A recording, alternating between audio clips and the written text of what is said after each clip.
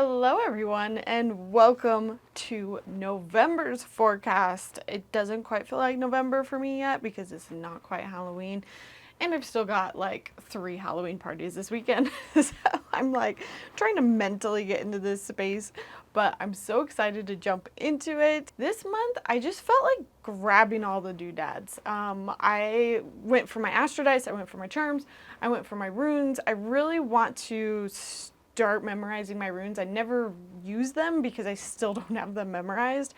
But charms and astro dice I'm like solid at. So I'm gonna start forcing myself to use them in these monthly readings. I want to actually start with all of them up here because we've got some interesting energy coming through in November.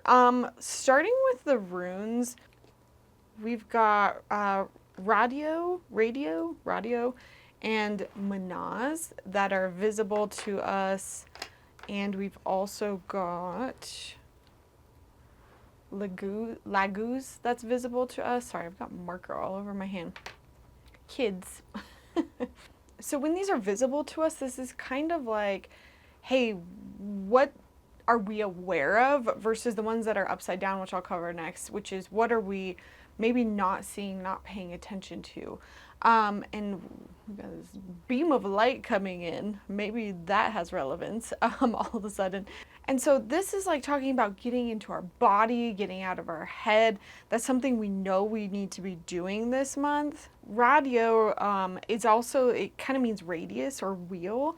And so this is talking about like patterns, like things going too fast. So things are going too fast. We need to get back into our body and out of our head. And Laguz is kind of talking about like situations are constantly fluid. They're constantly moving, they're changing, like they're not under our control. So already I was kind of getting some like energy that's not controllable. Things are moving. We're at least aware of it. But maybe it's going to throw us off a bit and we need to remember to stay grounded this month. And then what we have underneath that's kind of invisible, but things that we're not quite paying attention to that we need to extra keep in mind. Othala talks about like, I mean, it has a lot of different meanings, but it's kind of like things passed down to you. That could be your literal house, your ancestry, knowledge that's passed down to you, truths, your traditions, your foundations. This one, Urus, which someone went and commented on my my runes video lately and told me that this was incorrect, that this wasn't a representation of the buffalo. But that's the thing about this one is, you know, the word Urus, Aurochs, Aurochs, is actually kind of like the new world bison that were hunted, I guess, in the early 1600s. And so these kind of represent their horns. And so there's like this transformative energy. There's this push. Like think about these horns being pushed down and charging at you. That's kind of what this energy is that we're not seeing. There's something stampeding through our life. Maybe we're not paying attention to it. And then the Haggalas, which is ice, it's like, it's things we can't control. Sudden change, disruption, destructive, something like a storm. Like all of this energy is very volatile and I'm not here for it. And it all kind of leans more towards the collective and group. So I feel like this is not necessarily things happening in your personal life, but things happening maybe at a global perspective that's affecting your personal life, which absolutely makes sense for like what's going on right now. Let me fix this light really fast. So overall with these runes, it's just this energy of like something disruptive, something challenging coming in that's really forcing us to get into our bodies. Like some of it we're aware of, some of it we're not aware of, or at least maybe aware is not the right word. It's like we're wanting to ignore it or we're wanting to resist it. But remember, get out of your head, get out of the emotions of it and try to get grounded, take care of yourself this month.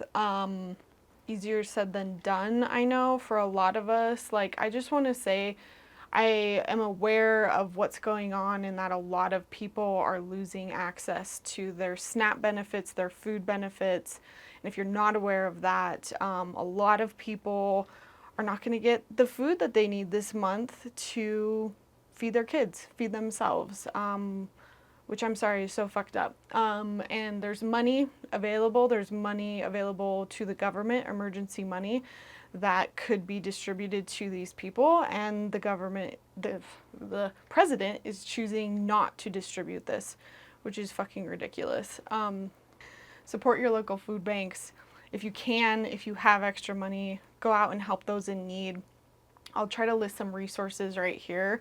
There's all sorts of ways that you can help out those who are struggling to get access to food this month, and it breaks my heart. But again, I feel like this might be some of that, possibly even like a financial crisis, which we've been talking about a little bit in the astrology section of our readings. But as far as our personal life with the charms, something new and exciting is coming up for you though, because I feel like something's knocking on your door. You've got a new idea. It might be something with a friend, or at least somebody trusted is coming into your life with the dog. You're starting something new. It's beautiful. It's leaning more towards like the creative side with this like little music note. I feel like you're doing something that feels good. Like it's like Venus energy, which I've got over here in the Astro dice as well. It's something beautiful.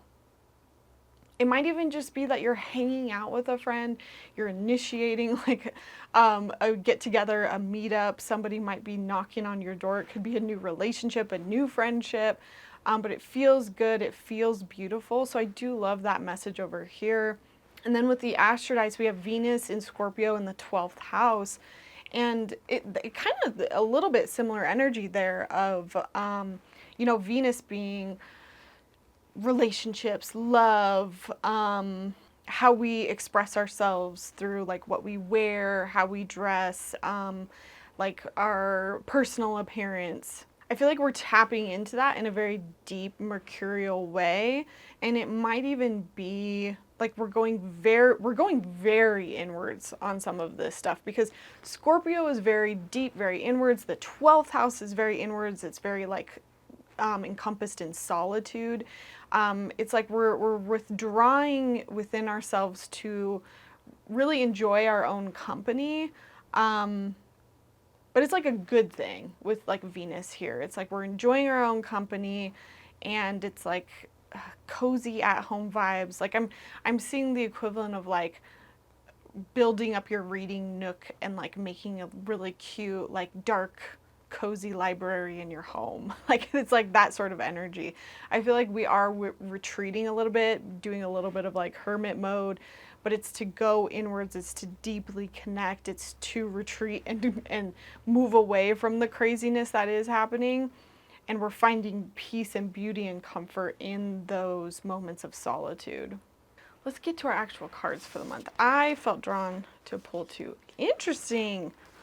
Seduction. Very similar vibes of like that I was just talking about. Black cat. There's a curious journey into the depths of the unknown, hidden so deep that only the brave will gracefully return with light in their eyes and shadow leading home. Seduction. Hear the roaring flames with the masterful trance that calls upon heaving chest. Give in to its alluring grip, if you please, but heed my warning of the claws that draw blood without mercy. Interesting. I feel like I need to pour more cards.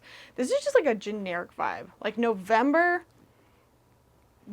there's a draw, there's a seduction, there's a want to go inwards, and it feels good. It's not like a negative feeling. Like sometimes we want to go inwards, like 12th house, to avoid, and I mean there might be some of us that are doing that this month, because it is like the overall theme. So just remember that it could be, as if these cards are reversed, and it's like a bad seduction and a bad black cat card, and I'll try to explain that too. But I feel like this is an overall vibe of like going inwards, receiving intuitive messages, like finding what it is that's calling your soul at a like deep intuitive level. And again, it's like these cards are very similar, like going into the depths of the unknown. It's hidden very deep. You have to be brave to go there so that you can actually return with the light in your eyes. So this feels like shadow work too. Like I feel like for a lot of us, this might be a heavy shadow work month, just kind of taking all of these messages in overall. We might be seduced into that 12th house. We might be seduced into that solitude, that want to draw away, and it might result in self-sabotage, drinking, all the negative things that we do, overeating, not taking care of our bodies.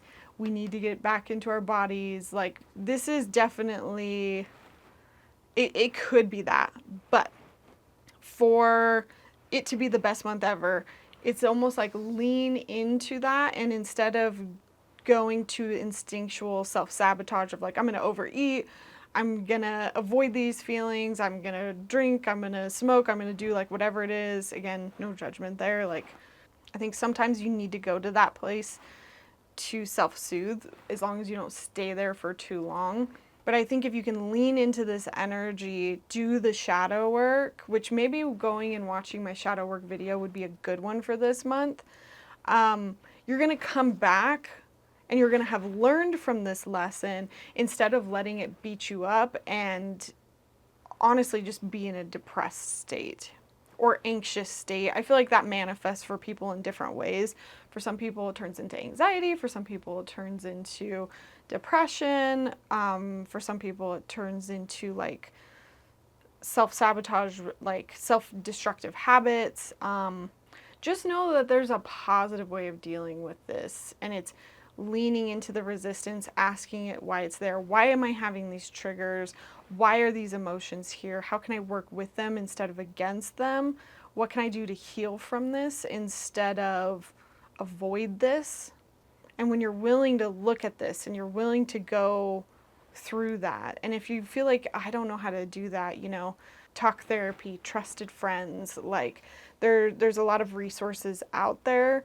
You don't have to go it alone, even talking to your guides and just sitting down and doing meditations, doing journaling, just so that you can get to the bottom of it, like pulling cards, asking yourself, like, why am I feeling this way? Why does this same cycle, this same pattern always coming up? I feel like you're going to get to the bottom of whatever this lesson is here that needs to be revealed so that you can come back and like put that chapter a little bit more behind you. Okay, I wanted to ask how it was showing up using these cards that Karen gifted to me, that was gifted to her. But they are the Egyptian Lenormand cards, which I think is pretty cool. It comes with like this whole booklet too.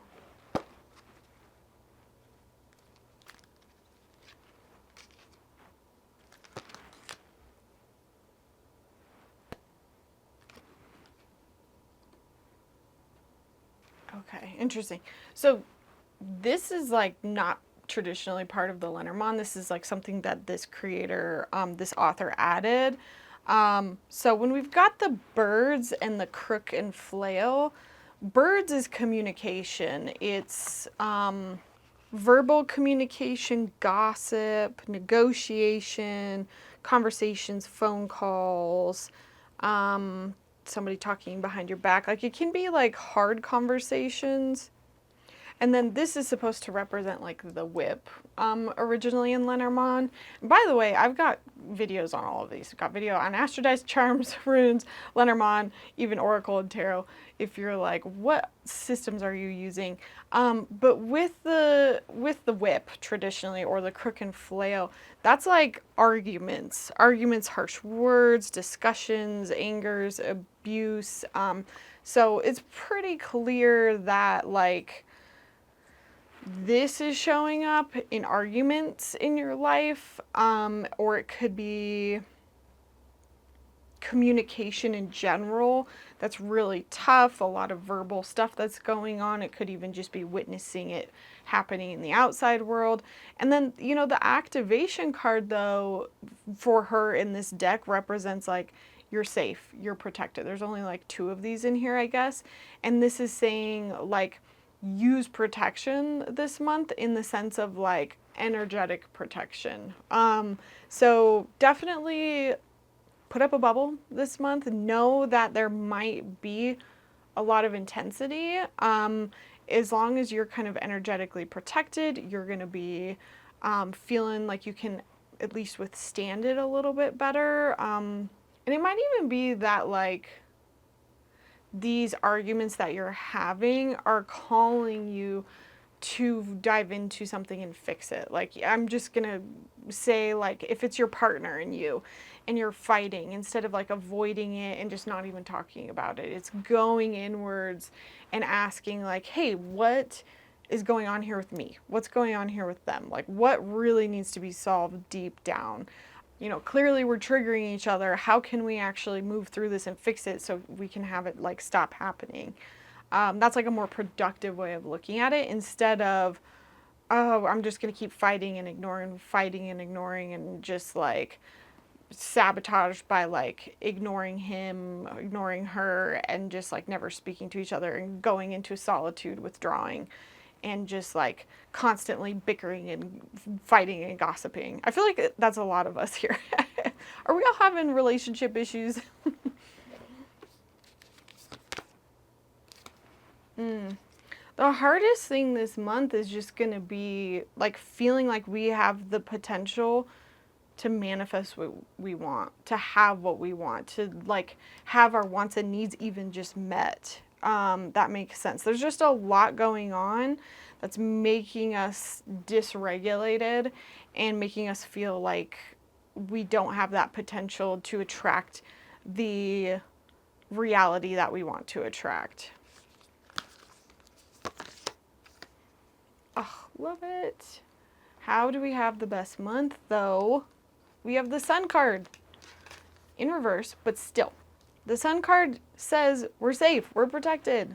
Like, it's all in our head. Whenever the Sun card comes out, even reversed, it's like, hey, we're good. There is success to still be had here. This is my Alice in Wonderland deck. Even like the message here is that like we're not paying attention. Everything looks so wonky here. Let me fix this. The message here is like we're not paying attention to the things that are actually going well. Focus on the positive, focus on the gratitude. Yes, there's a lot of things that are not going well maybe in this month for whatever reason, but the worst thing you can do is sit in that victim mentality and focus on all of the bad. We have to still be aware of like what is going well and find the sun, find what's working. And a lot of how we're going to do that is get grounded, come back to our body, identify what's real, I feel like I'm supposed to come back to the runes. It's like identify what's our stuff and what's not our stuff. What's my energy and what is everyone else's energy? So yeah, it's like going back to the energetic boundaries of like, what can I control and what can't I control? What about our psychic abilities? I feel like our psychic abilities and this type of energy is going to be tough to connect to.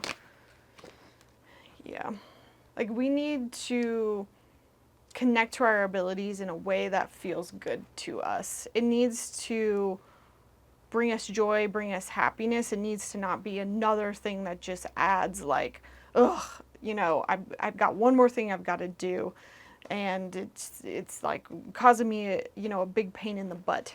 But I feel like this is also like the techniques that you're using to connect to your abilities. Like, does it make you feel good to use the cards? Does it make you feel good to channel and meditate? Like, if it's not working, don't do it. Try a different technique. There's so many different techniques out there.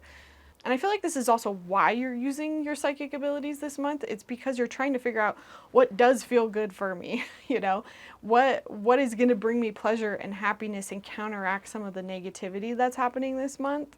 And so it's totally okay to like use your abilities, pull some cards and ask like, what can bring me happiness this month? Yeah. Anything else we need to know? We might need some extra support, and that's totally okay. Interesting.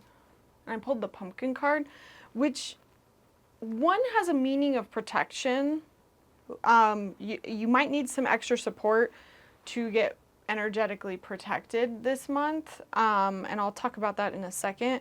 But another piece of this is also just like, it talks about uncaging the fertile power that you hold. Again, with this, like, if we're coming out of this energy and we're really digging down and learning from it, I feel like we're going to come out feeling empowered and excited. And like, I know that I'm talking a lot about it in a more negative sense. I'm just picking that up for a lot of people, but there is this really positive version of like going inwards, going deeper, dealing with the subconscious feelings that we're having, and then coming out just like a new version of ourselves where we're like, I can conquer anything now because I've worked through this trigger or this block or this trauma. And so that's what this pumpkin card is talking about, uncaging that power.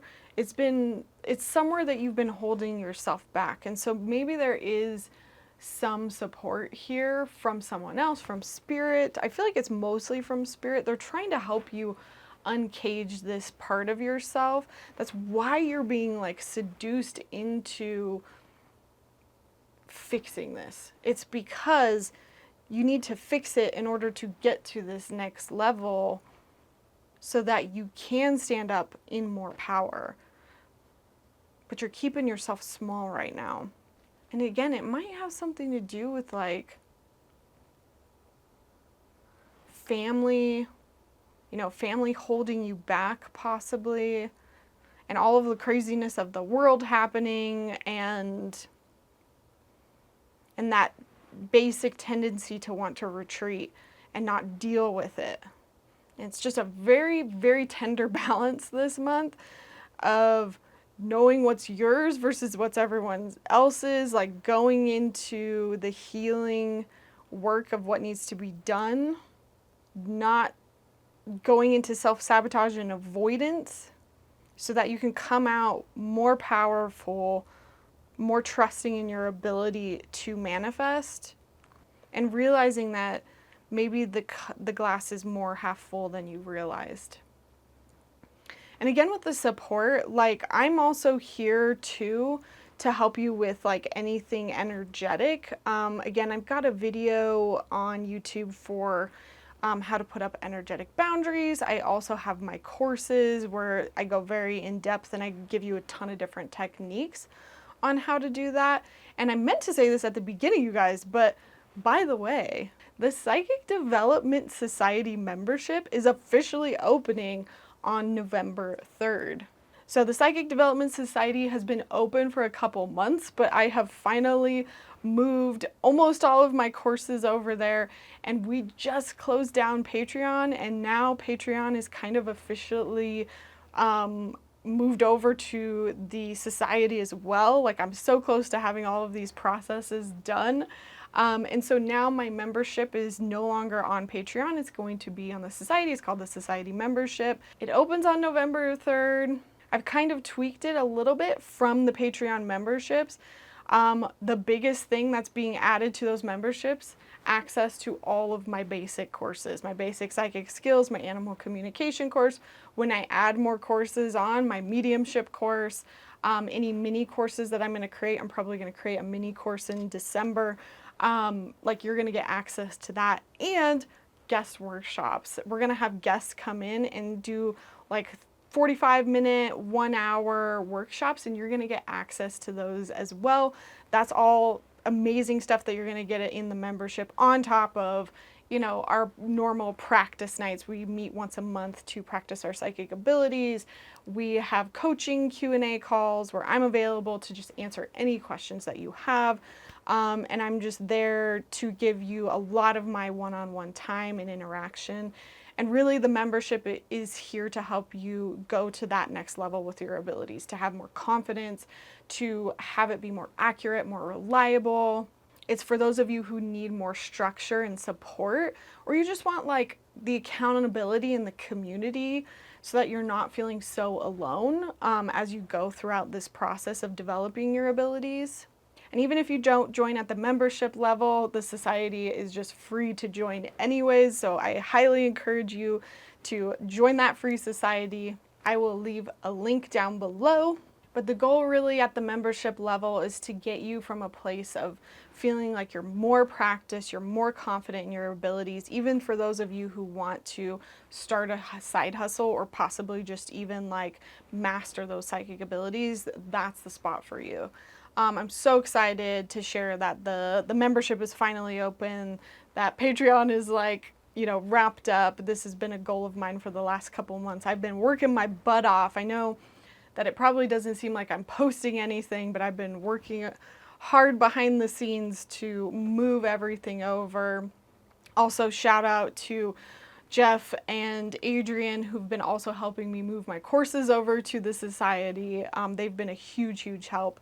But once that's all done, we can focus on actually like making more videos, doing the workshops, doing all of the fun meetups and calls and practice nights. I'm so excited. Then I can just focus again back on making new courses and new exciting things. I've got so many exciting things in the works, you guys.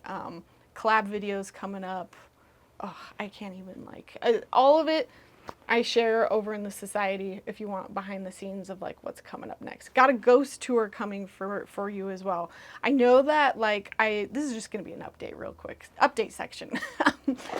I know that October I had no Halloween videos. I had one planned to go do a ghost tour, but they couldn't get me in on time. So like before Halloween season was over, it just like we couldn't coordinate it. I had a busy nights and then they didn't have availability. So I'm going to be recording a ghost tour actually in November. So, you know, there's going to be a ghost tour delayed in December, but it'll still work. Awesome, everyone. This was our intuitive reading. There's no more Patreon, so we don't have Patreon individual cards anymore. So we're going to jump straight into the Astro Forecast. Just remember, you can book a private reading with me at any time. All the decks I used are down below, and I've also very recently got a free clarity reading that you can get sent to your email. If you're feeling stuck on something and you just want a quick emailed reading, you can go ahead, scan this QR code, and you'll get it sent to your inbox.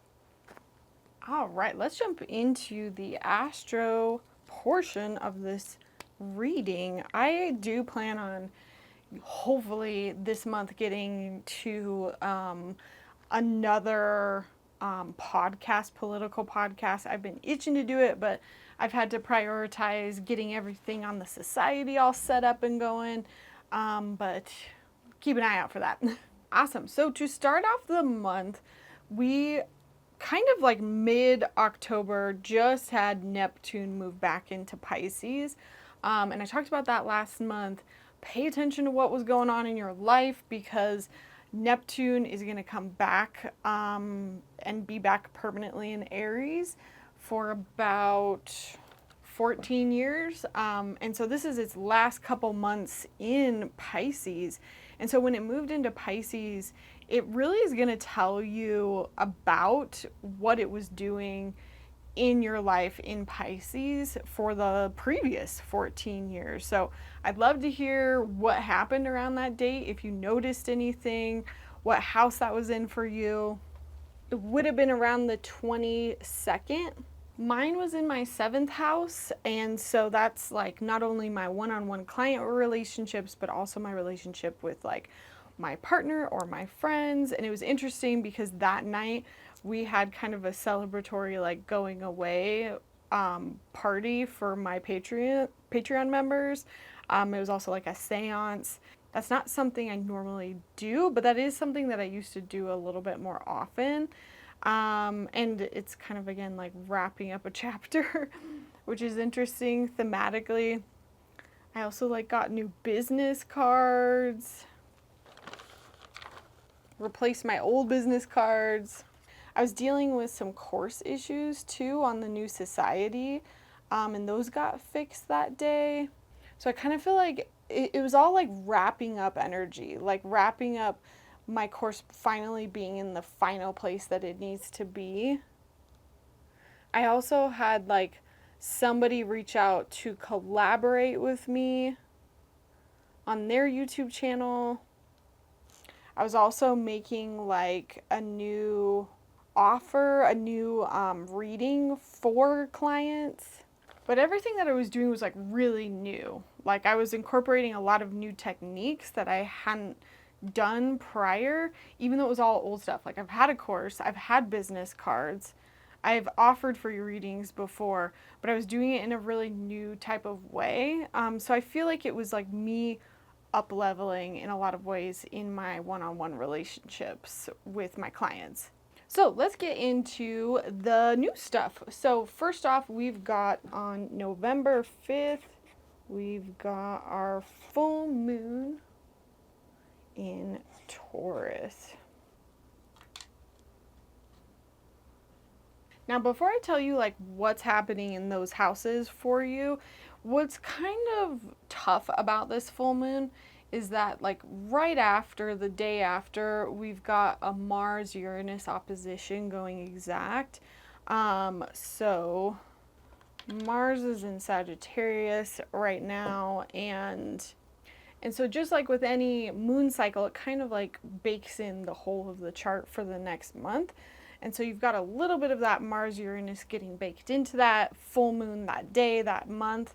Mars Uranus is not my favorite at all because a lot of it is very unexpected, like violence. Unexpected violence. Uranus is surprises. Mars is like aggression, action. And so we kind of have that for the whole month. Not always saying that that's going to happen in your personal life, but with it being so close to that moon, close to the moon, like timing wise, you might just be like feeling that a little bit. It might be influencing that. It might not be. It's more about that Mars Uranus gets baked in kind of for the whole month. So just pay attention to what happens around that date because you might see that theme pop up. Like, let me give you a really specifically weird example. So, like, I don't know if it was like a month or two ago, I talked about this and how something gets baked into the chart for the full moon. On the full moon, my daughter fell and she hit her face on the side of our coffee table and she got a literal black eye and it was just like awful.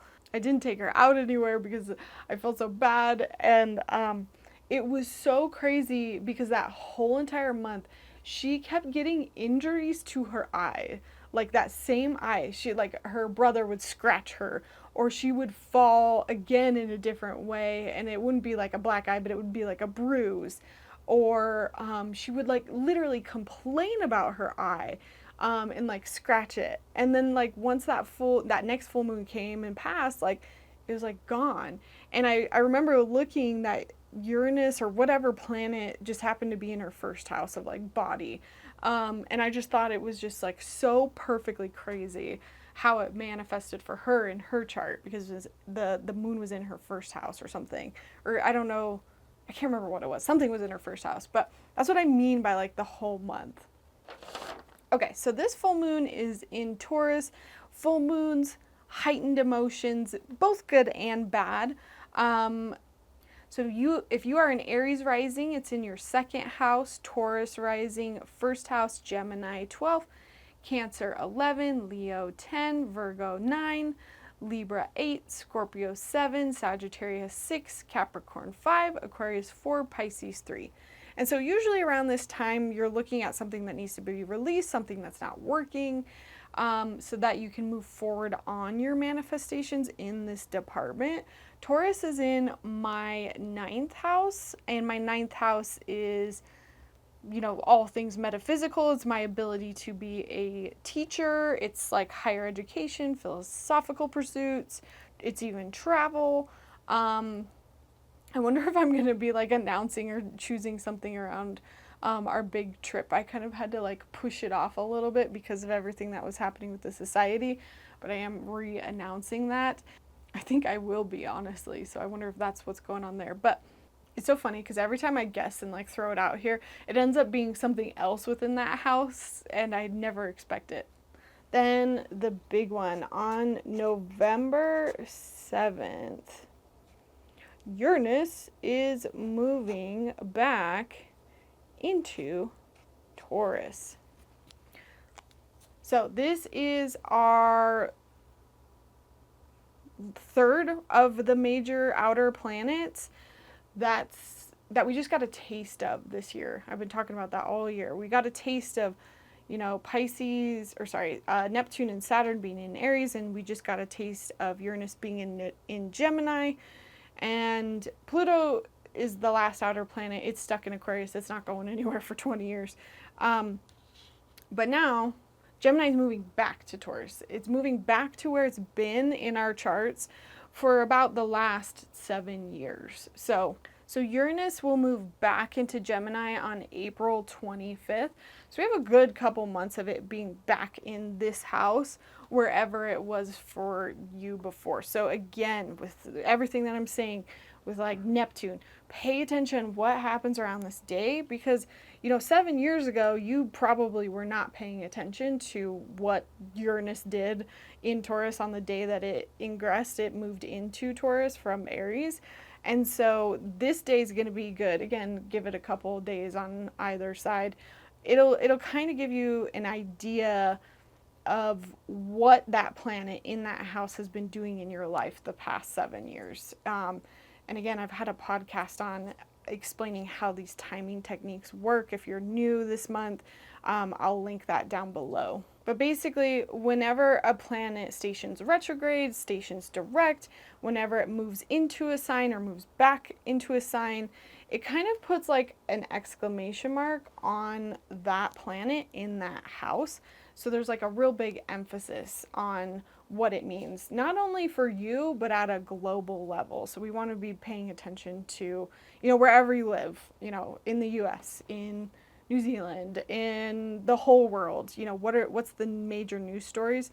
Because then that gives you a sense of like, okay, what does it mean on Earth to have Uranus in Taurus? What does it mean in my life to have Uranus in Taurus? So for me, it's moving back into my 9th house, and that's the house you want to look at. You need to look at your chart and basically figure out where Taurus is in your chart.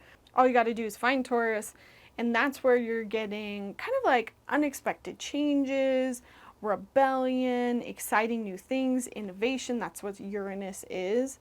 And it needs to do one last pass in Taurus. It needs to go back, and we need to learn one last lesson over here before it permanently comes back to Gemini. So it's moving back to my 9th house again, of like, I associate that house with me being a teacher, with me being like an astrologer, a learner. So I wonder if I'm even going to go back to the drawing board and like learn some things, or if I'm going to enlist in some courses myself, or it's really hard to know because Uranus is just unexpected, and you can't really prepare for Uranus. But I mean, in a lot of ways it is innovation. So maybe I'm going to go back to the drawing board on like, how can I teach, or how can I be better about a lot of this stuff? But yeah, we kind of are breaking that kite aspect after the 7th. We don't have that, the kite that I've been talking about so much this year until we get back to kind of like February-ish, April-ish of next year, even like next summer. So we're getting a little bit of a break. I don't want to say from the intensity, but from the type of intensity that we were experiencing in like August and September. But it will come back, unfortunately. All right. And then on the 9th, whoa. Thinking and writing and talking don't coexist in my brain. Mercury stations retrograde. Where's my Mercury? And it's in Sagittarius as well. So Mercury retrograde, again, typical like tech disruptions, issues with, speaking, communicating. It's like making sure you cross your T's, dot your I's, double check anything you sign up for before you do it. Sometimes it can be issues with like short-term travel. So it's like being aware of those things. Honestly, I really believe it really depends on your chart. Like, for example, Mercury is my ruler for the year, which basically means like every year, your birthday, you have a different planet that's your chart ruler. It's like the most prominent planet in your chart for that year. And so Mercury is mine for this year. Every time it's gone retrograde, it's been so productive for me. Also, I'm just Mercury ruled because I'm a Virgo rising. And what that means essentially is like your rising sign, you have a planet ruler just inherently in your natal chart. So if you are Leo, you are ruled by the sun. That there's one planet that's associated with each of these signs, and it's kind of like your main planet, and that planet in your chart has greater emphasis. So Mercury in my chart has greater emphasis because I'm Virgo Mercury ruled. So not only am I just like Mercury ruled, but I'm having a Mercury perfection year, Time Lord year.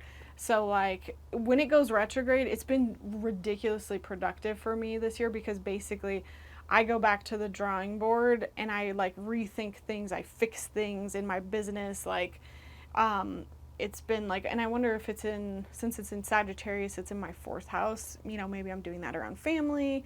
Who knows? But just know it's going to be retrograde for most of November, and it's going to be retrograde until November 29th. I'll write that down when we get to it. Put the cap on in between November 11th. Jupiter stations retrograde. Actually, I didn't mean to write that down, really. I feel like that's more of the nuanced stuff if you care about it. On the 12th, we have that Mercury Mars story that I mentioned last month. The second of the 4 sequence happening. So there was some sort of story that happened in Mercury and Mars last month. I took notes just to mention it. For me, I actually got invited on this day, the very first one, back in October, on October 20th, that was that first one. I got invited to be interviewed for a magazine. So I'm wondering if like, the second date is like a further progression of that. I know that, my materials are due on the 10th, so maybe, who knows, maybe by the 12th I'm hearing back a little bit quicker on it or something. I also finished a specific funnel that I have within my business. So maybe there's a continuation of that story. On a global scale, tons of internet. There was a big ass internet outage this day. So I wonder if we're going to have another one. Maybe pay attention to that. Let me know if anybody sees that. I experienced a ton of internet issues on this day too. I had issues getting files over to my patrons so that they could help me get my courses uploaded. I had course issues, people having issues getting payments, and just like weird technical glitches that we ended up figuring out. The White House ballroom, this was the first day that we heard that it was getting demoed. So I wonder if, there's going to be more to that story. Again, the fourth and last one of these is going to be in January. The third one is going to be later this month. And the only other thing that I wrote down for that day was that Denmark stopped talking to the U.S. We're not trusting the U.S. anymore, rightfully so. We've been sending in spies to Denmark, and we've also been sending in drones to spy on them, and Denmark's like, yo guys, what the fuck? So, something else to pay attention to on those dates. There might, and when I say pay attention, it just might be that there's like a reoccurrence of it, that there might be a furthering of that story. Doesn't necessarily mean it's going to get worse or get better. It's just, it could be either or. November 19th, we've got our new moon in Scorpio. I'm like terrified of Scorpio moons now after my car accident. But it's not anywhere close to the degree that I've got it natally. I'm a Scorpio moon. This one's going to be interesting also because essentially at the very same time, like same date, we've got Mercury, who's stationed retrograde, starting to move backwards. Mercury opposite Uranus, which just kind of means like a push and pull with communication, surprising communication, possibly even like fighting. Maybe that's what we picked up on in the main reading, because usually an opposition means like it shows up with other people. I mean, it doesn't even have to be bad. Sometimes it could be good information. It could be surprisingly good communication that comes forward. But Mercury is also at its Cazimi. Oh, sorry. Mercury's moved into Scorpio at this point. Basically meaning Mercury's at its halfway point of being retrograde, and you're kind of like, oh, I understand the lesson of like why Mercury is here going retrograde at this point and what lessons it has to bring me. But I feel like with Mercury in retrograde, it's maybe more leaning negative because it's like we're not having the best communication. It's surprising, it's unexpected. But at least like we're maybe seeing it for what it is and we're able to move forward after this new moon. And then on November 21st, the sun moves into Sagittarius. So Sagittarius season, happy birthday to the Sagittarius folks out there. At the same like day and kind of almost same time, we do have the sun opposing Uranus. So that gets baked into the chart for the whole month. So that Sun-Uranus opposition kind of shows up as like being at war with yourself and what you want to do. It's like, oh, I want to be consistent, but then I want to be rebellious, and it's kind of like an identity crisis a little bit. So that might be a little bit of what you experience throughout the whole month from, Sagittarius season to whatever the next season is. Aquarius? I should know this. Capricorn. Duh.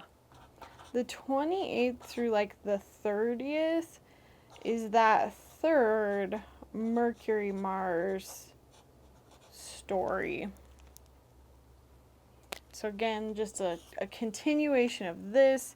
That first one being, I should have like put October 20th. Ooh. That first one being on October 20th. So again, a further continuation of this. Which, side note, I was guessing that it would have to do with my lawyer. I was like right. The lawyer got back to me this month and we were seeing forward movement, but it was not on these dates. It was on a different date. But it makes sense because on October 20th, Mercury and Mars was in my third house of like communication.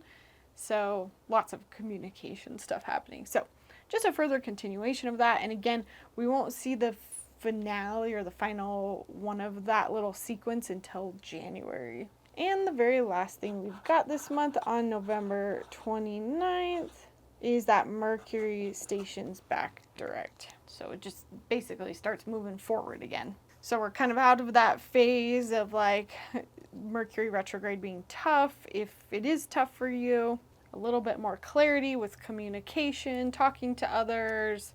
You don't have to be super as careful with like signing things, paying attention to all of that.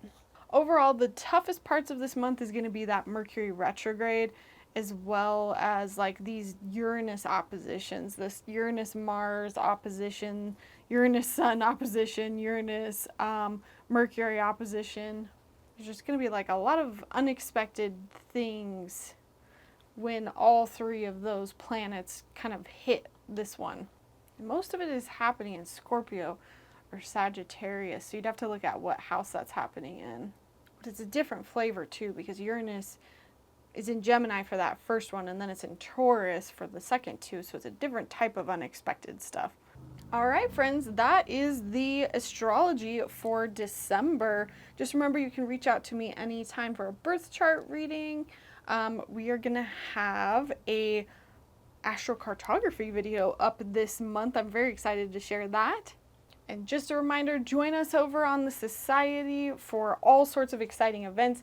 I do want to say one of our workshops that is coming up is going to be, we have astrologer Rachel Parks coming on, and she is going to walk us through how to look at our own birth chart and figure out like what makes us psychic uniquely in our own charts, like figure out your placements and like what type of like psychic you are in a lot of ways. So I'm really excited to have her on, and that is going to be part of the membership. So if you are interested in doing that with us, you can join down below. But I hope you all have a fantastic November, and I will see you in December. Alrighty, bye.